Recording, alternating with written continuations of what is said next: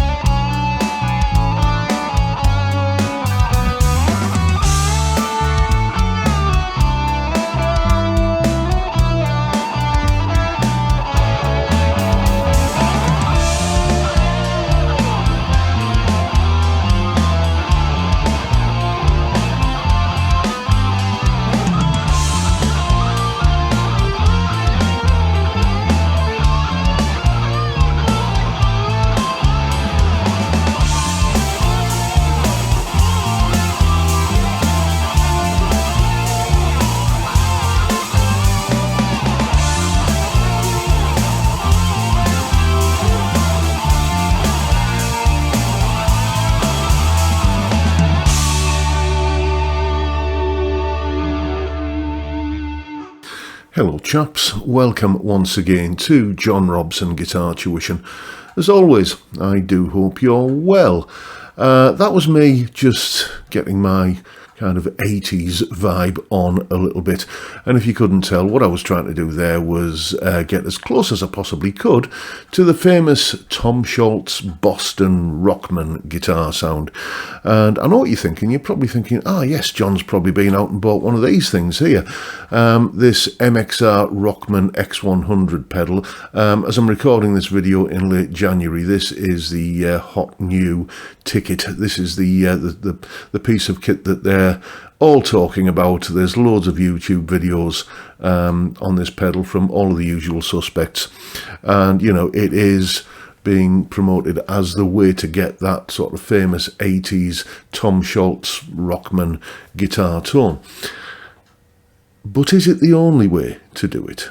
The thing is, that pedal costs about £250, which is a lot of money to spend on something that's essentially doing one thing, giving you one tone. Yes, I know there are different tones in there. There's a couple of different clean tones and a couple of different overdriven tones.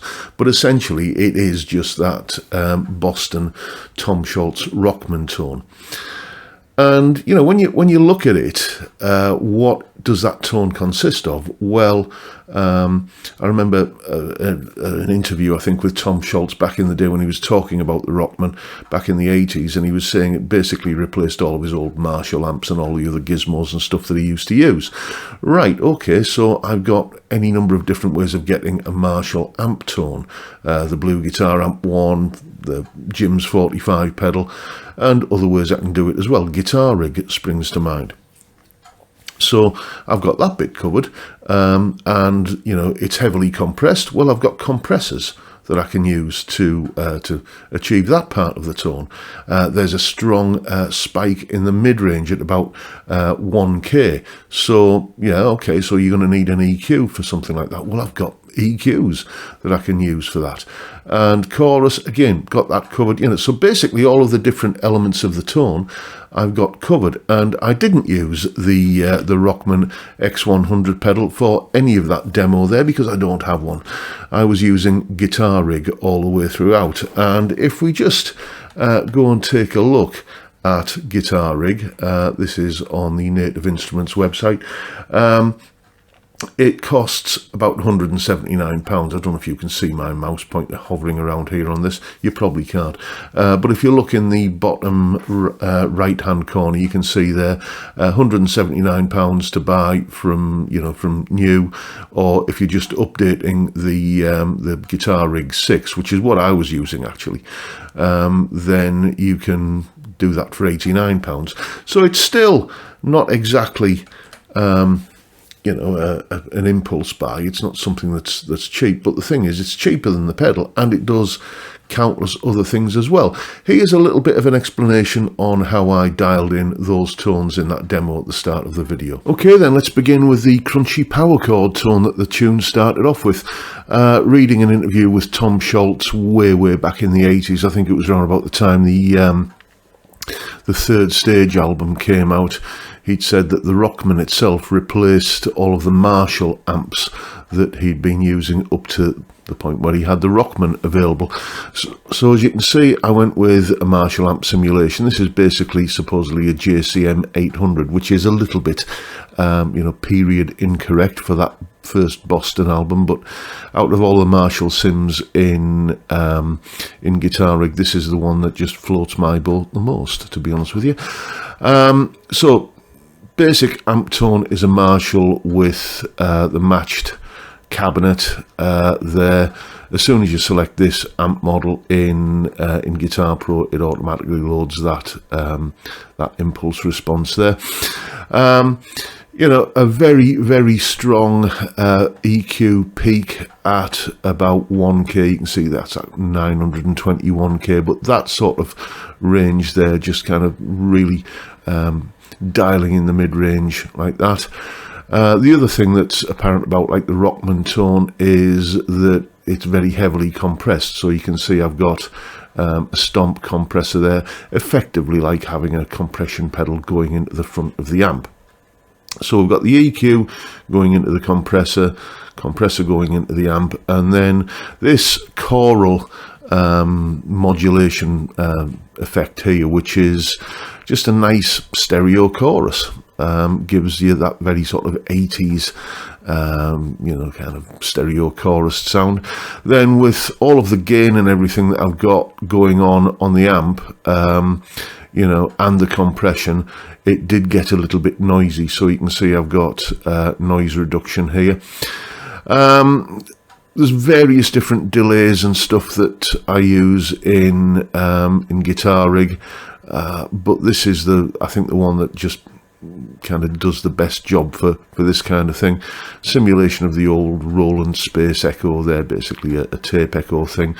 And then this is one that I use quite a lot in Guitar Rig, stereo tune. It just gives you just that little bit more stereo spread, and all of that together gets you pretty close to to that kind of Rockman power chord tone. But there's one other thing, I just couldn't quite get it dialed in the way I wanted. So when in doubt, add a high pass filter. You can see there's the effects chain there that's on the track that I recorded the guitars on. We've got Guitar Rig, and then just the native EQ plugin in Reaper, Rear EQ, and just put it on basically a bit of a high pass filter with that curve on there, and that certainly got the job done.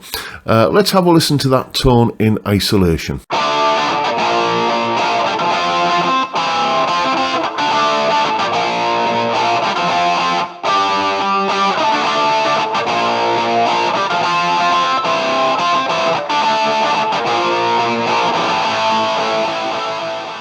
Then it's more of the same for the lead tone that I was using for those harmony parts and the little bit of a solo towards the end.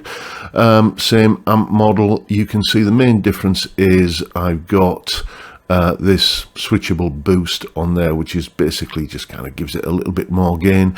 And to tighten the sound up a little bit, I'm using a tube screamer effect here. Same EQ, same compressor as before, same noise reduction. With that tube screamer and the boost in the mix, you really need that there. I tried using the choral chorus for this as well, and it just didn't sound quite vintagey enough for the lead tone. So I went with this ensemble plug-in here, which, you know, is like the old Boss. Is it the CE1, the chorus ensemble pedal, the big chunky metal one that's about the size of you know, a mouse mat or something. You know, it's a big old chorus pedal. I used to have one of those. And then same tape echo here, and then the same stereo tune, you know, to just spread it a little bit more stereo, as it were. So, you know, just I hope you're taking a look at these settings here, maybe screenshotting them if you want to reproduce these yourselves. You know, rewind the video and go and look at the other one and screenshot that as well if you need to.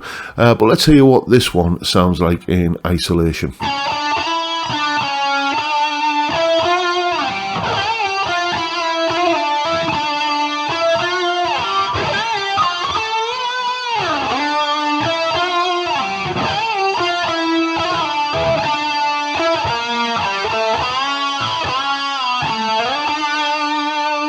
Moving on to the clean tone, this is still the lead tone I've got shown here. Yeah, I will just mention that unlike the power chord kind of crunchy rhythm tone, I didn't need to use the high pass filter on this one. But anyway, let's move on to the clean tone. Once again, a Marshall amp model. And that's what we've got there, the Cool Plexi, basically a low gain Marshall sound again with the matched cab.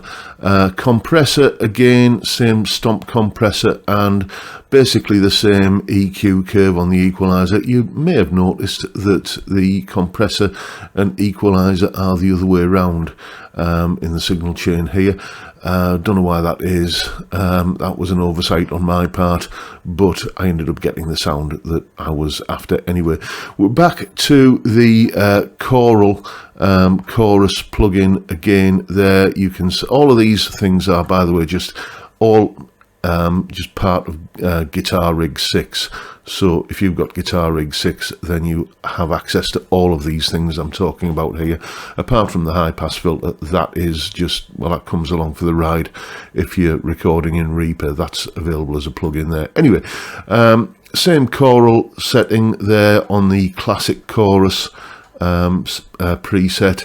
Same tape echo, same stereo tune, and you know, once again, let's hear what that tone sounds like in isolation.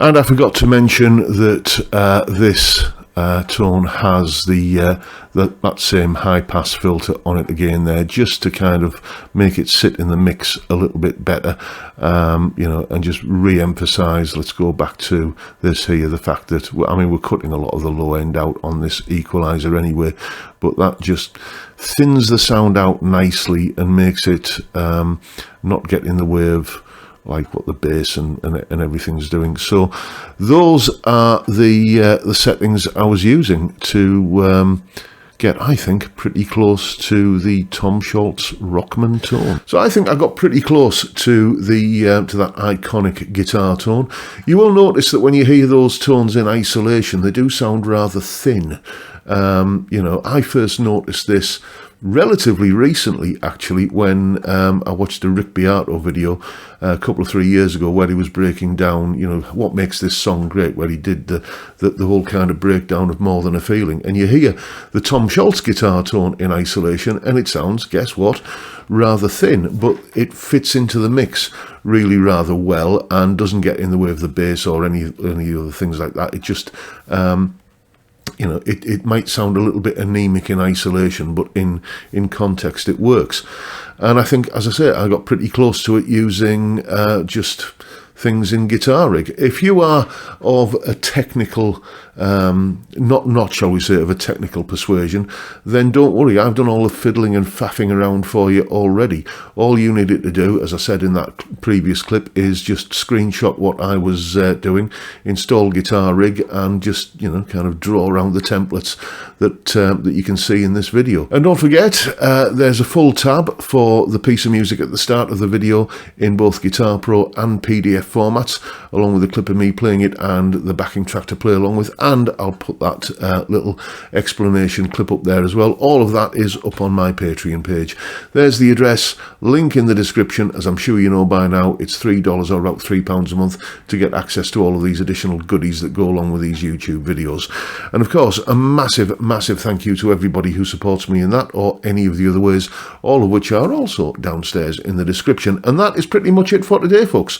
Hope you've enjoyed the video and found it useful and informative in some small way, and if that's the case, please hit the subscribe button and the notification bell if you haven't already done so, and why not drop me a like as well while you're at it. And of course, don't forget the live stream every Friday 5 PM UK time, where we drink beer and talk about stuff. It's beer and chat on a Friday, nothing more complicated than that, and it's a great way to kick off the weekend. I'd love to see you there if you can make it, but for now I'll bid you all a good day and say thank you so much for watching. Thank you for your time. Look after yourselves, folks. Stay well, stay safe, and above all, stay sane. Bye for now.